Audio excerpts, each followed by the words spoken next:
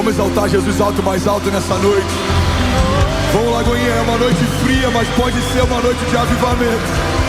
Tem gente cansado da última semana, mas tem gente pronto para viver a melhor semana da sua vida. Tem gente que veio só assistir, mas tem gente que veio para queimar com ele nessa noite. Tem gente que tá aqui distraído, mas tem gente posicionada em Deus e vai viver milagre.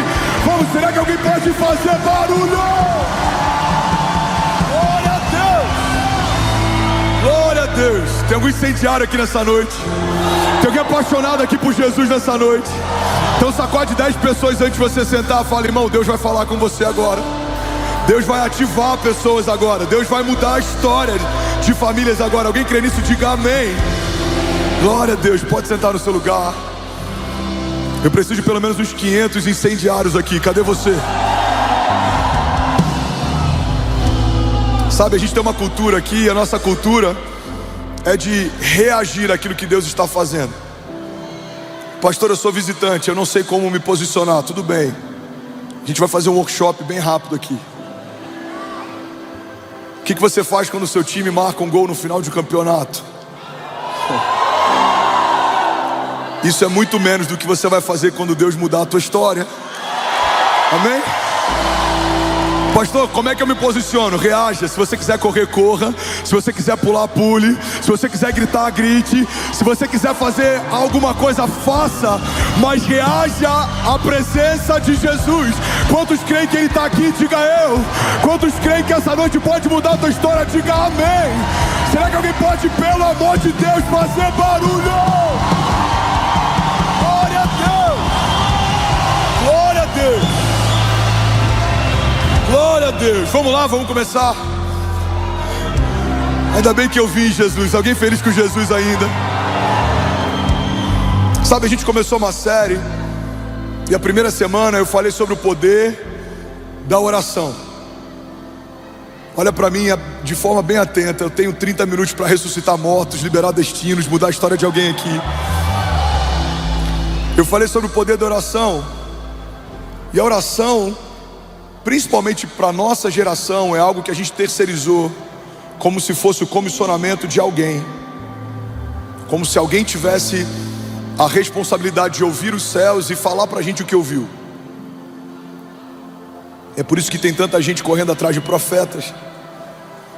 Porque supostamente homens que ouvem os céus estão dizendo para quem não ouve aquilo que os céus estão falando a seu respeito.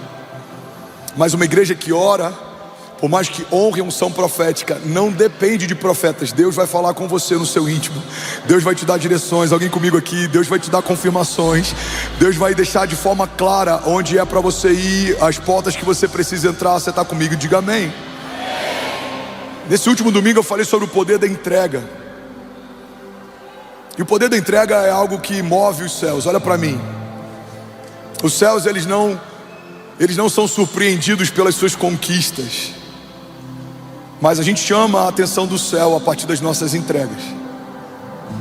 A Bíblia não diz que Jesus conquistou muitas coisas naturais, mas a Bíblia diz que Jesus se entregou porque o Pai pediu. Se você for pegar o ministério de Jesus, o que Ele fez de mais poderoso não é o que Ele conquistou ao longo de 33 anos, mas é aquilo que Ele entregou em um dia. A história de Abraão, o pai da fé, nos chama a atenção o fato de alguém que não conseguia gerar se tornar pai de um filho. Mas me chama muito mais a atenção do coração de Abraão a ponto de entregar o seu único filho quando Deus pediu. A gente foi marcado domingo passado e nessa noite Deus quer falar com a gente a respeito de promessas. Eu quero falar sobre o poder das promessas. Quantos querem viver promessas de Deus aqui? O que são promessas, pastor? Promessas são declarações de Deus a respeito de você. São coisas que Deus disse sobre você quando nem você existia. Porque o teu chamado e as suas promessas antecedem a tua existência. Quando nada existia, já havia uma promessa liberada sobre você. É por isso que, por mais que os teus pais te amem, eles não podem definir o seu limite. Porque antes dos seus pais serem gerados, já havia uma palavra a seu respeito. É por isso que, por mais que a ambiência em que você foi criado, ou o bairro em que você foi criado, ou a família em que você foi criado, possa limitar você, possa não acreditar no teu potencial, o teu futuro não depende do que os outros pensam, o teu futuro depende daquilo que Deus fala. Talvez você ouviu, você não vai dar em nada, você não vai romper, mas Deus disse algo a teu respeito antes dessas vozes contrárias falarem algo sobre você. Alguém comigo aqui, diga amém. Verdade é que a gente precisa entender quem chegou primeiro. A opinião dos seus amigos chegou depois, porque antes de se tornarem amigos, Deus já falava sobre você. A opinião dos seus pais chegou depois, porque antes de serem os seus pais, já havia uma palavra de Deus liberada sobre você. Antes do seu deserto, antes do seu gigante, antes da sua crise, Deus já havia falado algo a teu respeito. E é sobre isso que eu quero falar nessa noite. Alguém está comigo? Diga amém. O que são promessas, pastor? Promessas são liberações de Deus, ancoradas no seu futuro. Irmão, guarda isso aqui em nome de Jesus. A esperança mora no futuro. A esperança não mora no passado, porque o passado é um tempo que não existe mais. A esperança, Maurício, não existe no presente, porque presente é o que está acontecendo agora, mas futuro é aquilo que está me aguardando. Quando Deus fez uma promessa, Ele estabeleceu essa promessa no meu futuro, e essa promessa só está me esperando chegar. Tem pessoas que estão lutando contra a vontade de Deus, estão tentando com a sua força, mas Deus está dizendo para alguém aqui: se você parar de tentar na força do teu braço e deixar eu te conduzir, aquilo que eu te prometi no passado vai acontecer no futuro. Aquilo que os seus olhos não viram, aquilo que os seus ouvidos não ouviram, aquilo que não penetrou no teu coração, para você é algo que vai acontecer. No céu é algo que já aconteceu. Alguém pode celebrar Jesus aqui nessa noite? Aleluia. O que são promessas? Promessas são palavras de Deus liberadas sobre você, que já são reais para Ele, mas você precisa se posicionar para que se tornem reais para você. Pastor, todo mundo que ouviu uma promessa de Deus vai viver? Não, na verdade, tem mais pessoas que não vão viver as promessas do que pessoas que estão vivendo as promessas. Mas não é porque Deus não quer que você viva. Quando Ele te prometeu, Ele prometeu com o desejo de você experimentar o que Ele preparou. Mas é porque muitas vezes a gente sabota o nosso destino profético. Muitas vezes a gente tenta na força do nosso braço ou do nosso jeito, mas a palavra de Deus nos ensina: os caminhos dele são mais altos que os meus, os pensamentos dele são maiores que os meus, a vontade dele é boa, agradável e perfeita. Então você vai sair daqui nessa noite com uma expectativa única de viver cada promessa que Deus te fez. Levante suas mãos e declare com autoridade: diga, as promessas de Deus vão se cumprir em nome de Jesus. Você crê nisso? Números 23 diz assim: Deus não é homem para que minta, nem filho do homem para que se arrependa. Acaso Ele fala e deixa de agir? Acaso Ele promete e deixa de cumprir? Irmão, guarda isso aqui com carinho, porque se você entender isso aqui, muita coisa pode romper a partir de hoje na tua família.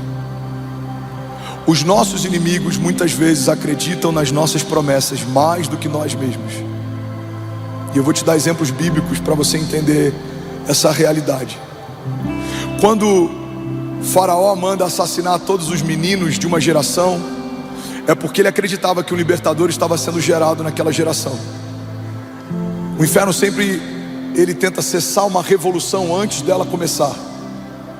Se Faraó não acreditasse que de fato um libertador estava sendo levantado, ele não assassinaria uma geração inteira. Mas ele sabia que aquilo que havia sido prometido por Deus se cumpriria, e por isso ele tentou impedir antes de se cumprir. Foi assim com Jesus. A Bíblia diz que mandaram matar todas as crianças. Jesus ele precisou ir para um outro lugar para que ele não fosse assassinado também. E por que mandaram matar todas as crianças de uma geração? Porque se ouviu uma boa nova: um libertador está sendo gerado nesse tempo, e ele vem enviado por Deus em favor do seu povo. Sabe, a gente vê isso na história de José. José não foi vendido pelos irmãos até que recebeu um sonho de Deus. Quando o inferno recebe a notícia de que Deus deu um sonho para José, o inferno usa os seus irmãos para tentarem sabotar o destino profético de José. Irmão, guarda isso com muito carinho e ouve com muita atenção. Todas as vezes que você despertar para o seu destino profético e para suas promessas, também serão despertados os seus inimigos e opositores. Mas isso é um bom sinal, porque o inferno só milita contra aquele que acordou para o seu destino. Quando você entender o sonho que Deus tem para você, não se assuste se pessoas ao teu redor tentarem te vender, mas também não tenha medo. Eles estão te empurrando para um lugar distante, mas estão te aproximando do seu destino profético. José foi vendido pelos irmãos. Talvez aos olhos dos irmãos eles pensaram: agora esse sonhador não vai mais sonhar. Mas o que eles não sabiam é que o cativeiro e a prisão e as correntes e as cadeias levaram José para mais perto do palácio. Um dia ele recebe um sonho de Deus, no dia seguinte ele dorme escravo, mas anos depois ele dorme como escravo num dia, e no dia seguinte se levanta como governador. Deus é aquele que pode mudar a tua história em um dia. Ele pode fazer para a sua família em uma semana o que você não faria sozinho em meses, porque tudo que Deus precisa é do seu posicionamento a partir das suas promessas. Alguém está comigo aqui? Diga amém. Tentaram matar José antes do sonho se tornar real.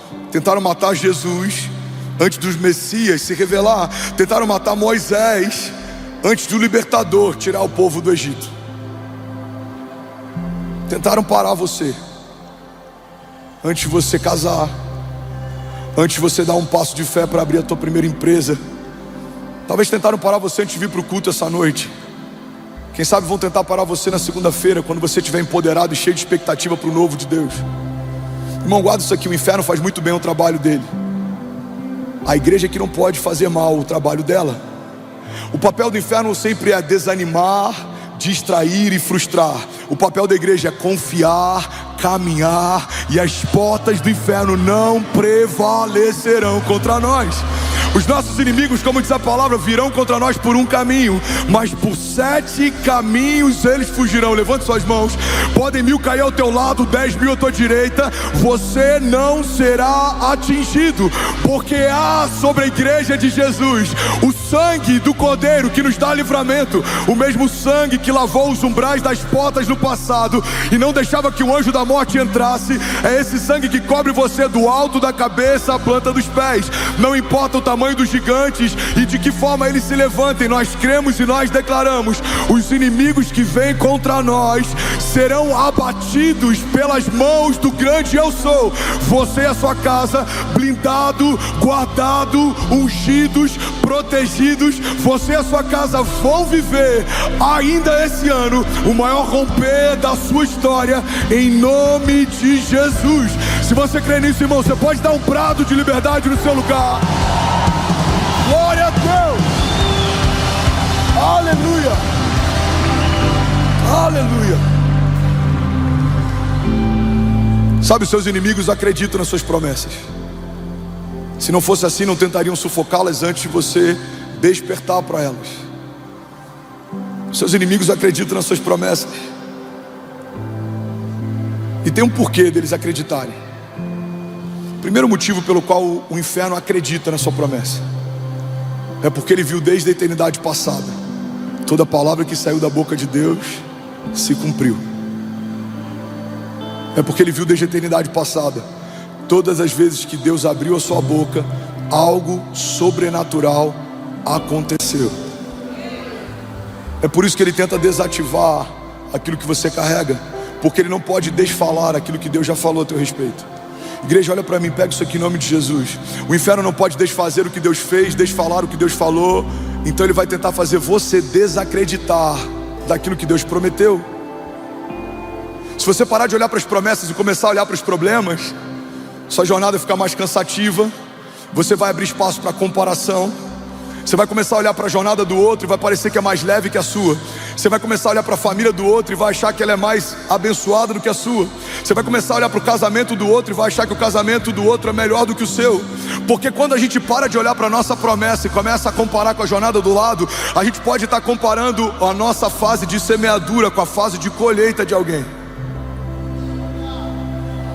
Tem pessoas que olham para o que a gente está vivendo e falam: Fernandes, me explica isso em 2 anos. Vocês levaram 2 anos para viver isso. Eu falei: não, são mais de 15 anos chorando no secreto sem ninguém ver. A colheita tem durado 2 anos, mas a semeadura durou mais de 15. Às vezes algumas pessoas me perguntam: ô pastor, como é que você faz para preparar um sermão? Quanto tempo dura? Eu falo: demorou uma vida inteira. São 36 anos aprendendo sobre dependência com Deus. Não são 2 horas na madrugada, não são 3 horas de oração que geraram um sermão, não. Existe um homem marcado por Deus, falando para homens marcados por Deus, para te relembrar que se você for fiel no pouco, sobre o muito você vai ser colocado. Se você olhar para o Senhor das suas promessas e não parar para ficar olhando para os seus problemas, os seus inimigos vão se apequenar e Deus vai se revelar cada vez maior diante de você. Alguém comigo aqui em nome de Jesus, diga amém. Max Lucado tem uma frase que é tão incrível, eu já falei tantas vezes que eu acho que ele podia me ceder essa frase. Ele diz que se você olhar para os seus gigantes, você tropeçará, mas se olharmos para o nosso Deus, os nossos gigantes é que tropeçarão. As promessas, elas são compartilhadas no nosso dia bom. Guarda isso aqui: a maior parte das promessas que Deus te fez, Ele te fez no seu dia bom. Mas todas as vezes que Deus te prometeu algo no seu dia bom, Ele está te dando o suprimento que você vai precisar no seu dia mau. José recebe uma promessa e um sonho de Deus enquanto ainda havia uma capa colorida sobre si. Mas José precisou se lembrar da promessa de Deus quando seus irmãos haviam roubado a capa que ele carregava. José recebe um sonho de Deus enquanto ainda estava na aldeia com seu pai, enquanto ainda estava num lugar confortável, enquanto ainda estava sendo mimado e predileto pelo seu pai. Então ele recebe um sonho de Deus quando tudo vai bem, mas ele precisa se agarrar a esse sonho de Deus enquanto tudo ia mal. Irmão, guarda isso aqui em nome de Jesus. Tem muitas palavras que Deus vai te dar no seu dia bom. Se agarra a elas, você vai precisar no seu dia mal. Tem dias que a gente está passando por crises, coisas que não cooperam, portas que não se abrem. Às vezes parece que é só com a gente, as coisas não fluem, as coisas não acontecem. A gente está prestes a viver algo e aí desmorona. A gente está prestes a fechar um contrato e é cancelado. A gente está prestes a conseguir algo e aí escorre pelas mãos. Irmão, nesse dia é o momento que você precisa trazer à memória o que te dá esperança. O salmista, ele diz: eu elevo meus olhos aos montes, de onde vem o meu socorro? O meu socorro vem do Senhor, que fez os céus e a terra. Então levante suas mãos e declare isso. Diga: Pai, cada promessa que o Senhor me fez, diga, vai me sustentar no meu dia mau. Eu elevo meus olhos aos montes e eu sei de onde vem o meu socorro. Vamos lá, Goiânia Alphaville, declaro com autoridade. Diga: o meu socorro vem do Senhor, que fez os céus e a terra. Diga: eu não estou sozinho, eu não fui esquecido. E mesmo que eu ande por um vale de sombras e morte, mal nenhum eu temerei, porque o Senhor está comigo. A sua vara e o seu cajado me consolam. Diga: eu posso todas as coisas naquele que me fortalece. E eu vou viver ainda esse ano o maior romper de milagres, sinais e maravilhas da minha história, em nome de Jesus. Se você crê nisso, irmão, você pode celebrar Jesus no seu lugar. Vamos, será que alguém pode fazer barulho? Aleluia! Vamos lá, Goiânia, se for pra ele, você pode fazer melhor. Santo! Será que alguém pode dizer: ainda bem que eu vim, Jesus? Irmão, isso é tão poderoso que nem Jesus abriu mão desse recurso. A Bíblia diz que Jesus foi batizado. Rafa, pega isso aqui, Dani. Jesus foi batizado 30 anos, até o dia que ele foi mergulhado nas águas, Pedro, e recebeu uma porção do Espírito. E a Bíblia diz que assim que ele é batizado, uma voz dos céus diz: esse é o meu filho, em quem eu tenho o meu prazer. Jesus então é levado pelo Espírito para o deserto. E a primeira tentação de Jesus no deserto é ouvir do próprio Satanás a seguinte indagação: se você é o Filho de Deus, transforma essas pedras em pão. Irmão, 40 dias antes Deus deu para Jesus a palavra que ele precisaria 40 dias depois. Antes da provação, Deus relembra ele: ei, você é o meu filho, em quem eu tenho o meu prazer. 40 dias depois ele é tentado por Satanás e a pergunta é: você é o filho de Deus? Irmão, eu lembro que alguns meses atrás era um culto das 17 horas no Auditório 2.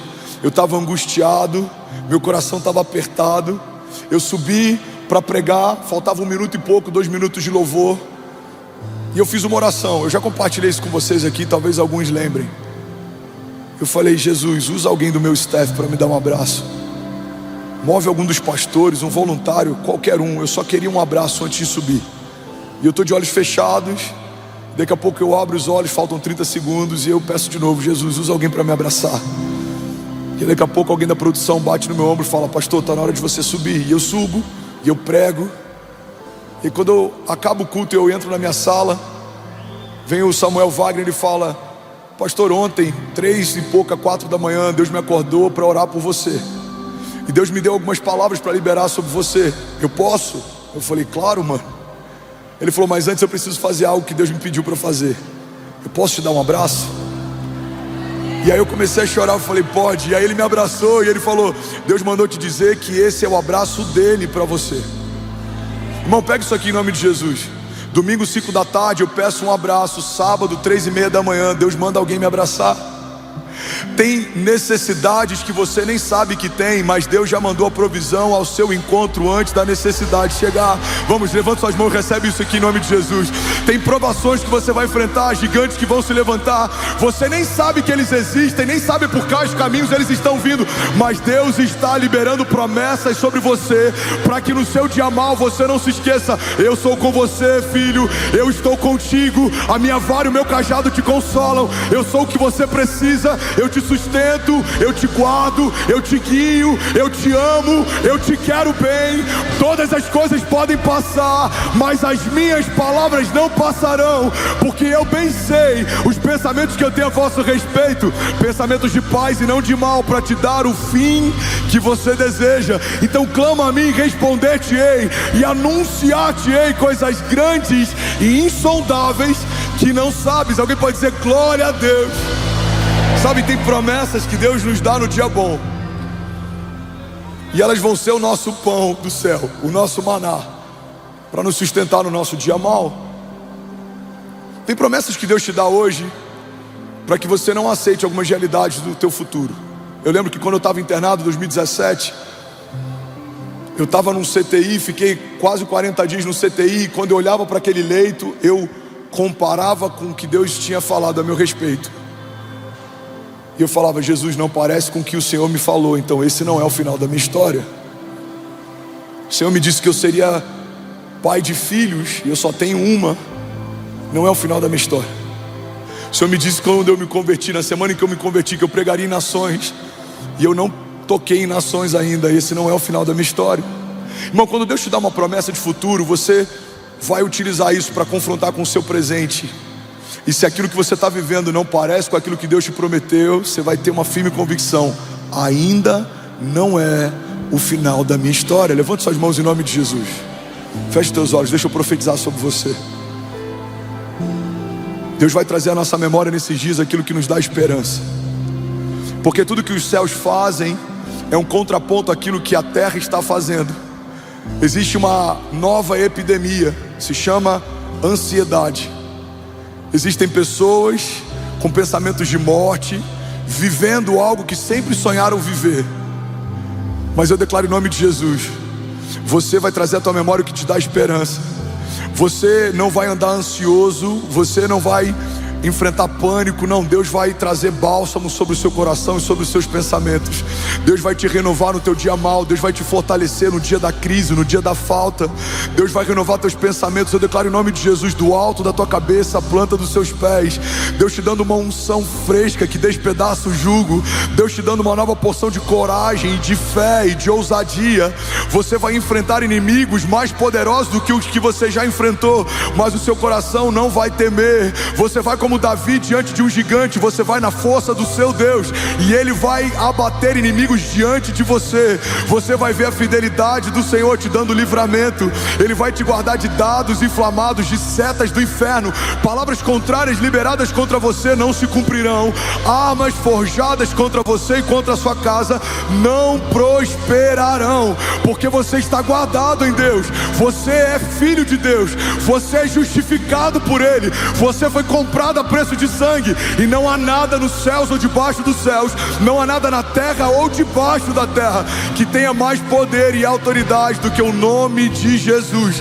Você vai enfrentar inimigos e você vai vencer batalhas e vai se lembrar: foi o Senhor quem me deu, foi o Senhor quem fez, foi o Senhor quem operou. E o seu testemunho de milagre vai tocar famílias em lugares que você jamais imaginou. Eu declaro em nome de Jesus, toda ferida aberta se tornando um ministério em nome de Jesus. Deus removendo traumas nessa noite, Deus removendo aquilo que te impedia de romper, de fluir, algemas, cadeias emocionais, grilhões, nós declaramos caindo por terra em nome de Jesus. Seja livre em nome de Jesus, seja renovado em nome de Jesus, seja empoderado em nome de Jesus. Receba uma nova porção de unção e de fé para viver ainda esse ano o maior romper da sua história em nome de Jesus. Se você crê nisso, irmão, você pode celebrar Jesus no seu lugar. Aleluia, aleluia. Vamos lá, Goiânia, se for para Ele, você pode fazer melhor.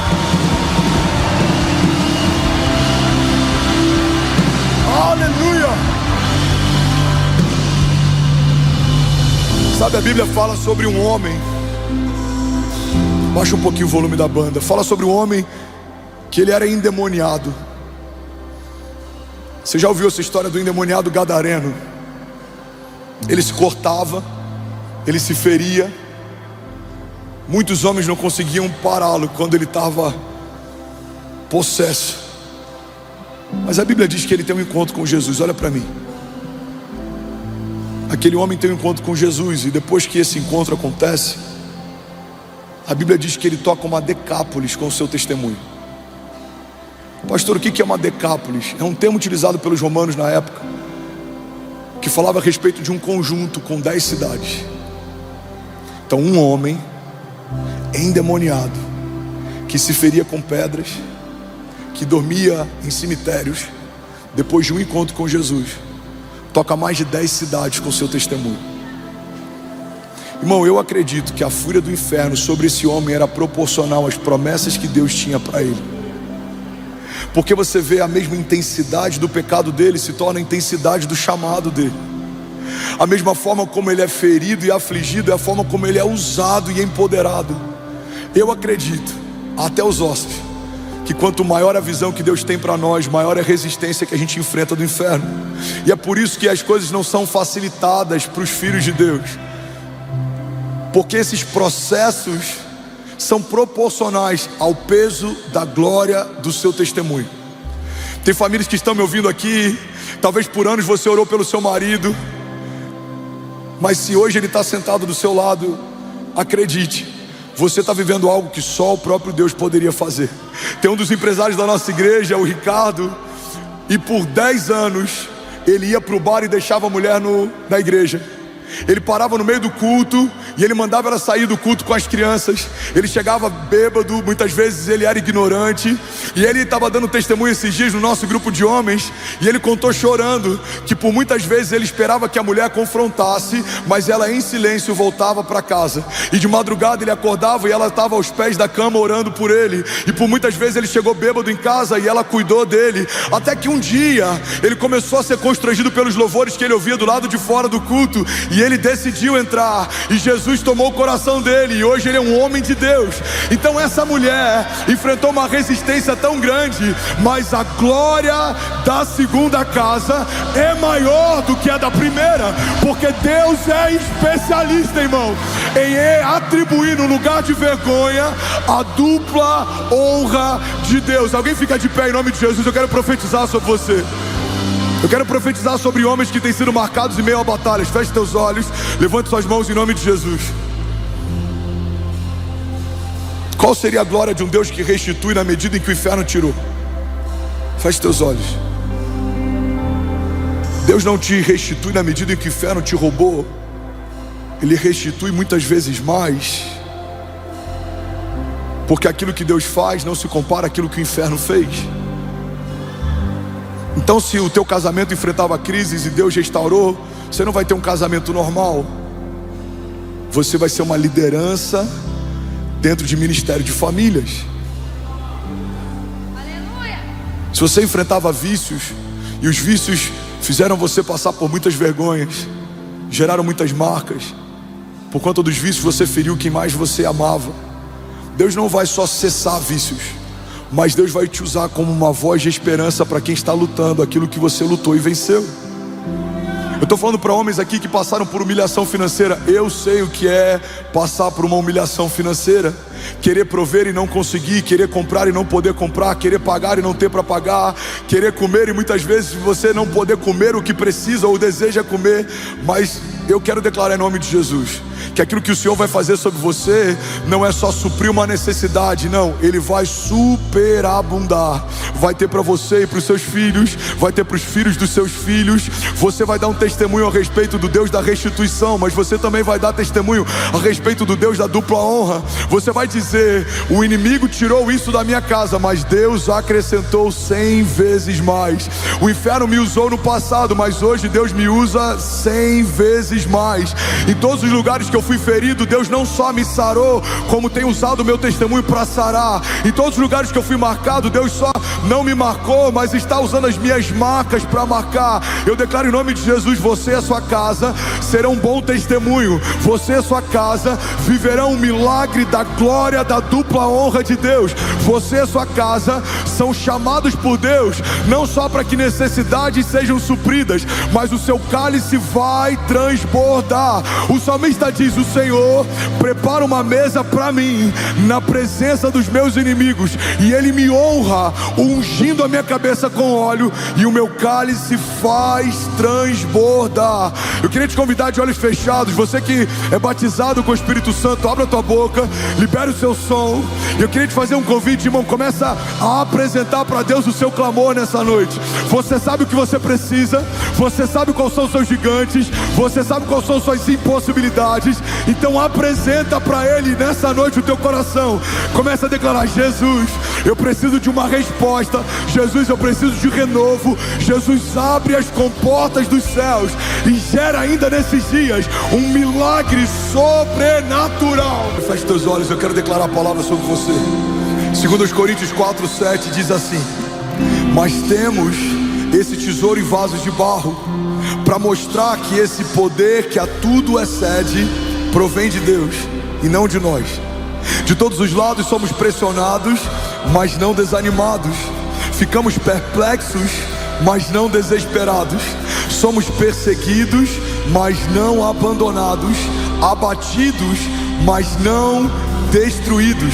Romanos 8:28 diz: e sabemos que todas as coisas contribuem juntamente para o bem daqueles que amam a Deus e daqueles que são chamados segundo o seu propósito. Alguém pode dizer glória a Deus por isso? Romanos 5:3 diz: também nos gloriamos nas tribulações, porque sabemos que a tribulação produz perseverança, e a perseverança produz um caráter aprovado, e o caráter aprovado produz esperança, e a esperança não nos decepciona, porque Deus derramou o seu amor em nossos corações por meio do Espírito Santo que Ele nos concedeu. Isaías 40:28 diz assim: será que você não sabe? Nunca ouviu falar? O Senhor é o Deus eterno e o Criador de toda a terra. Ele não se cansa nem fica exausto, e a sua sabedoria é insondável. Ele fortalece ao cansado e dá grande vigor ao que está sem forças. Porque até os jovens se cansam e ficam exaustos, e até os moços tropeçam e caem, mas aqueles que esperam no Senhor, vamos, levante suas mãos em nome de Jesus.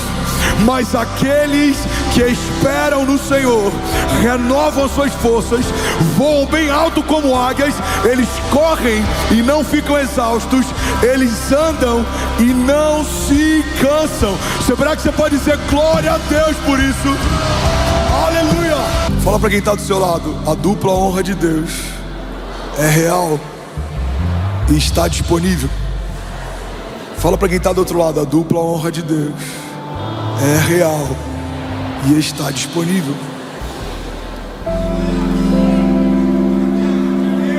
Pastor, eu já entendi o que são promessas, mas a minha pergunta é: por que eu devo confiar nelas? O princípio básico pelo qual devemos confiar nas promessas é porque aquele que prometeu não pode negar a si mesmo. Ele não pode estabelecer algo e voltar atrás, porque isso fere o seu caráter. Ele não é homem para que minta, nem filho do homem para que se arrependa. Biblicamente, só existe uma filiação atribuída a Satanás: ele é o pai da mentira. Mas existem muitas filiações atribuídas a Deus. Uma delas, por exemplo, que me pega muito, é que ele é o pai da eternidade. Ele não foi inserido na história, a história nasceu dele. Ele não apareceu na linha do tempo, o tempo saiu de dentro dele. Porque se assim não fosse, ele seria chamado de criador da eternidade. Você pode criar algo que não necessariamente saiu de você. Homens criaram carros, tecnologia, coisas que a gente utiliza, mas a paternidade precisa necessariamente sair de dentro para fora. Isaías diz: um menino nos nasceu, um filho nos foi dado, o governo está sobre os seus ombros, e ele será chamado Maravilhoso Conselheiro, Deus Forte, Pai da Eternidade e Príncipe da Paz. Irmão, não é por acaso que o quadro debilitante que mais afeta a nossa geração é a ansiedade, porque para o inferno isso tem requinte de crueldade e ironia. A criação, que foi gerada daquele que é o Pai da eternidade, está ansiosa porque não sabe se mover no tempo. Qual que é a raiz da depressão para muitos de nós? É o fato da gente ancorar nossa expectativa num tempo que não existe mais. É quando a gente abre acesso no nosso coração para sentimentos como nostalgia. A nostalgia é uma mentira que faz você acreditar que o tempo que você viveu é melhor do que qualquer outro tempo que você vai viver. Você já deve ter ouvido alguém falando: não, no meu tempo é que era bom. Não, os louvores do meu tempo é que eram bons. As pregações do meu tempo, os carros da minha época, a comida. A gente muitas vezes dá acesso à nostalgia quando acredita que o que vivemos no passado é melhor do que aquilo que viveremos no futuro. Mas assim como tem pessoas perdidas no passado, tem pessoas que ficaram perdidas no futuro. A gente está com tanta expectativa naquilo que vai acontecer que a gente não consegue saborear e usufruir aquilo que está acontecendo. Mas uma coisa que eu acho interessante, irmão, é que quando eu olho para o caráter de Deus, dentre várias características, uma delas é que Ele nunca se atrasa. Deus é perfeito em tudo que faz. A gente olha para o milagre de Lázaro. Você está comigo? Diga amém. No milagre de Lázaro acontece algo interessante. Jesus chega e Lázaro já havia morrido. Mas Jesus não chegou atrasado, por isso Lázaro morreu. Jesus esperou para que a partir da morte de Lázaro, a ressurreição glorificasse ainda mais o seu Pai. Porque o povo já havia visto milagres de cura através de Jesus, mas pela primeira vez eles veriam ressurreição através dele. Então o corpo de Lázaro fede. Existe luto, existe choro, existe indagação e questionamento, porque é isso que a gente faz muitas vezes quando a vontade de Deus não opera no nosso tempo, quando a agenda de Deus não se move segundo a nossa agenda. Então a Bíblia diz que quando Jesus chega naquele lugar e ele é levado até o lugar onde Lázaro foi sepultado, a primeira coisa que a irmã de Lázaro faz é pegar Jesus e jogar no passado. Ela fala assim: se você tivesse chegado antes, meu irmão não teria morrido. Aí Jesus fala: ei, seu irmão vai voltar a viver. E aí você sabe o que ela faz? Ela agora pega Jesus e joga Jesus no futuro. Ela fala: não, eu sei, ele vai voltar a viver naquele dia, quando os mortos ressuscitarem. E aí Jesus fala: não, você não entendeu. Ainda hoje o seu irmão vai voltar a viver. Recebe isso aqui, quem quer viver milagres ainda hoje, levante suas mãos. Você não vai viver com a culpa do que você não fez no passado. Você não vai caminhar ansioso com como vai ser o seu futuro. Ainda hoje, milagres, sinais e maravilhas vão acontecer em nome de Jesus. Vamos, receba isso, levante suas mãos. Você vai começar a sua semana. Talvez você tenha alguns desafios na segunda-feira, e quando o seu coração ficar ansioso, preocupado com como vai ser, ou se vier um sentimento de culpa por algo que você não fez, você vai levantar os seus olhos aos montes e você vai declarar: ainda hoje algo sobrenatural vai acontecer. Vamos, igreja, levante suas mãos, declare comigo e diga: eu creio que ainda hoje, vamos, diga: ainda hoje algo sobrenatural vai acontecer. Você pode dar um brado de liberdade no seu lugar. Aleluia, glória a Deus, aleluia. Porque eu devo confiar nas promessas de Deus? Porque o caráter dele é imutável, não tem variação de humor. Porque o caráter dele não é refém da minha performance. Deus não é bom para mim quando eu sou bom. Deus não é mal para mim quando eu sou mal. Porque os meus erros do passado não abortaram minhas promessas do futuro. Se eu me arrepender genuinamente e abandonar o meu pecado, existe perdão disponível em todo o tempo. Porque ele não é alguém que gera expectativas que não tem intenção de suprir. Porque ele não perde tempo falando sobre algo que não vai fazer. Porque eu devo confiar nas promessas? Porque Deus é bom e ninguém pode dar o que não tem. O inferno gera doenças e tumores porque é isso que eles têm para dar. Mas dos céus vem livramento, cura e milagres, porque é isso que os céus carregam. Da parte dos nossos inimigos tem palavras contrárias, armas forjadas contra nós, retaliações, crises, porque é isso que os nossos inimigos têm para dar. Mas da parte de Deus tem livramento, escape, esperança, palavras de consolo, bom ânimo, porque é isso que os céus carregam. A verdade, irmão, é que à medida que eu conheço mais o caráter de Jesus, eu sei cada vez mais o que esperar dele. Porque eu devo confiar nas promessas, pastor? Porque aquele que prometeu para você, por não ter ninguém superior a si mesmo para jurar, jurou por si mesmo. Olha o que a palavra de Deus diz, irmão. Hebreus 6,13. Pois quando Deus fez a promessa a Abraão, visto que não tinha ninguém superior por quem jurar, jurou por si mesmo, dizendo: certamente te abençoarei e te multiplicarei. Alguém pode dizer glória a Deus por isso? Porque eu devo acreditar nas promessas, porque o caráter de Deus é imutável. Hebreus 13:8. Jesus Cristo é o mesmo ontem, hoje e para sempre. Por que eu devo acreditar nas promessas, pastor? Porque ele é incansável. Isaías 40:28. Será que você não sabe, nunca ouviu falar? O Senhor é o Deus eterno, Criador de toda a terra. Ele não se cansa, nem fica exausto. Por que eu devo confiar, pastor, nas promessas que Deus me fez? Porque ele é atemporal. Apocalipse 22:13. Eu sou o alfa e o ômega, eu sou o primeiro e o último, eu sou o princípio e o fim. Porque ele é o nosso refúgio. Salmos 9:9 diz: o Senhor é refúgio para os oprimidos, ele é uma torre segura na hora da adversidade, e os que conhecem o seu nome confiam em ti, pois tu, Senhor, jamais abandona os que te buscam. Salmos 16:8. Eu sempre tenho o Senhor adiante de mim, e com ele à minha direita jamais serei abalado.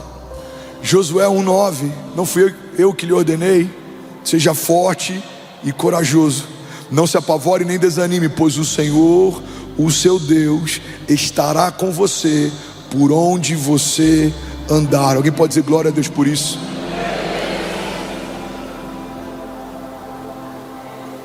Pastor, eu já entendi o que são promessas.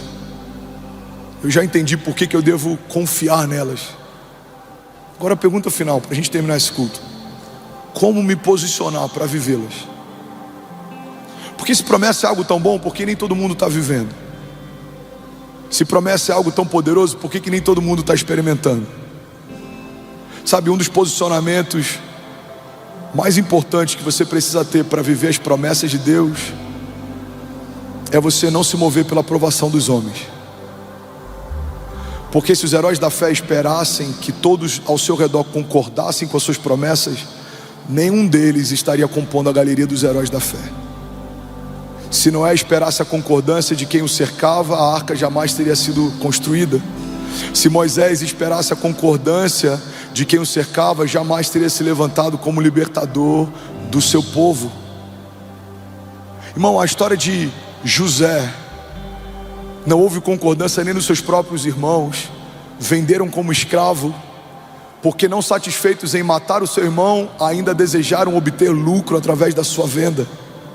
A história de Davi fala a respeito de um homem que, quando o profeta foi até a casa do seu pai para escolher um dos seus filhos para ungir rei, o seu pai chamou a todos os irmãos, menos a ele. Mas quando o profeta chega lá, ele fala: aquele a quem eu vim ungir não está aqui, mandem chamar. Se dependesse da lista que o pai de Davi fez, Davi não seria ungido naquele dia. Se dependesse dos amigos de Pedro, jamais teria sido chamado para ser o apóstolo de uma nova aliança e uma pedra fundamental dentro de uma igreja primitiva. Pedro, na noite em que foi chamado, era um pescador frustrado. Sua empresa de pesca estava em crise, as suas redes estavam vazias. Irmão, se dependesse da aprovação daqueles que me conhecem, eu jamais teria sido alistado por Deus para liderar um avivamento, porque eles sabem de onde eu vim e quem eu era. Mas o que a gente precisa entender é que quando Deus prometeu algo para você, você ainda não tinha sido deformado pelo pecado e pelas circunstâncias. Deus te viu quando ninguém via. Deus te viu na sua essência. Deus te viu quando você era imagem e semelhança de quem Ele é. Então Ele prometeu algo para você. E o que eu preciso fazer para viver o cumprimento das promessas? Você precisa voltar para esse lugar de origem. Você precisa voltar para esse lugar onde o pecado não te deforma, onde a opinião dos outros não te move, onde aquilo que pensam sobre você não te importa, onde aquilo que falam a teu respeito não te interessa, onde só a voz de Deus tem espaço no teu coração. Porque quando a gente está nesse lugar, a multidão vai dizer não vai, mas se Deus está dizendo vai, você vai com ousadia. A multidão vai dizer não vai acontecer, mas se Deus te prometeu, você sabe, já aconteceu. A multidão vai dizer não tem como, mas Deus vai te lembrar: filho, você tem o que precisa, a minha palavra te basta. Vai, não olha para o lado, vai, não desanime, vai, não peques mais, porque Deus é poderoso para cumprir aquilo que Ele te prometeu. Ele não é homem para que minta, nem filho do homem para que se arrependa. Mas você precisa escolher se o que vai te mover na tua jornada é a aprovação dos homens ou é uma palavra de Deus. Igreja, olha para mim. Tem amigos que te conhecem há meses, anos, mas uma palavra deles tem tido mais peso na sua decisão do que uma promessa de Deus que te conhece desde a eternidade passada.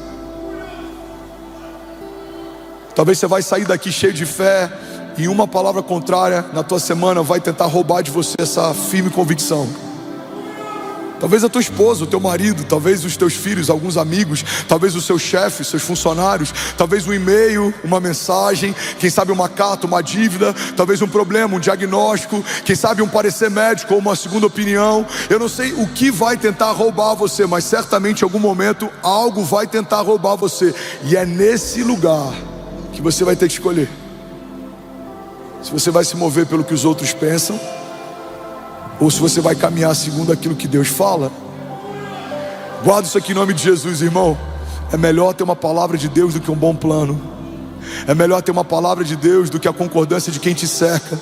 Porque quem tem opinião de homens está cercado de opiniões, mas quem tem uma palavra de Deus tem tudo. Guarda isso aqui, levante suas mãos em nome de Jesus. Alguns homens podem menosprezar o que você carrega, não acreditar nos sonhos que você tem. Algumas pessoas, talvez até porque te amam, tentam te poupar de grandes desafios e desencorajam você a se lançar em novos desafios. Mas eu vim aqui declarar que você não vai ser alguém que se move pela opinião de outros. Você não vai ser aquele que se move segundo a aprovação de outros. Não, você vai ouvir algo de Deus e você vai se mover segundo o que ouviu. Deus vai falar com você no teu secreto. Deus vai falar com você na tua semana. Deus vai falar com você através de canções. Deus vai falar com você através de sonhos proféticos. Deus vai usar pessoas. Deus vai falar com você através da palavra. Você vai levantar os seus olhos, talvez em alguns momentos de crise, e vai vir uma resposta de Deus imediata no meio da sua tribulação.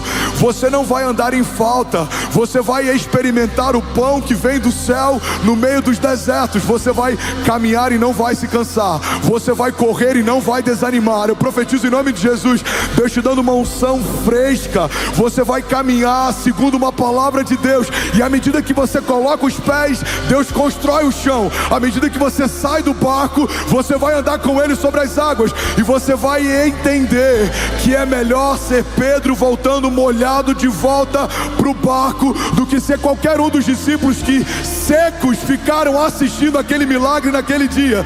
Você vai enfrentar leões, espada, fogo, deserto, mas eles não vão te ferir. O inferno não vai te parar. Eu declaro em nome de Jesus, Deus fortalecendo você, Deus renovando você, Deus esticando você. Você vai se tornar mais forte do que era no início da jornada. Deus vai forjar o teu caráter. Deus vai ampliar suas tendas. Deus vai ampliar tua visão. Deus vai ampliar recursos. Deus vai multiplicar unção. Deus vai te dar ideias dos céus. Você vai se mover debaixo de uma unção criativa. O inédito de Deus vai se revelar para você. Eu declaro em nome de Jesus, homens fortes sendo gerados em dias difíceis, homens fortes sendo gerados através de oração, e você e a sua casa romperão em fé e viverão ainda esse ano o maior romper da sua história, em nome de Jesus. E aí, tudo bom? Você acabou de assistir uma mensagem aqui do nosso canal. Eu tenho certeza que ela te edificou e que ela vai gerar algo novo em você. E a gente separou mais 2 vídeos. Eu quero deixar essas indicações aqui para você continuar queimando com Jesus. E eu quero muito te fazer um pedido também. Se essa mensagem te edificou, comenta aqui embaixo, segue o canal e me ajuda a compartilhar para que mais pessoas sejam tocadas também. Deus te abençoe.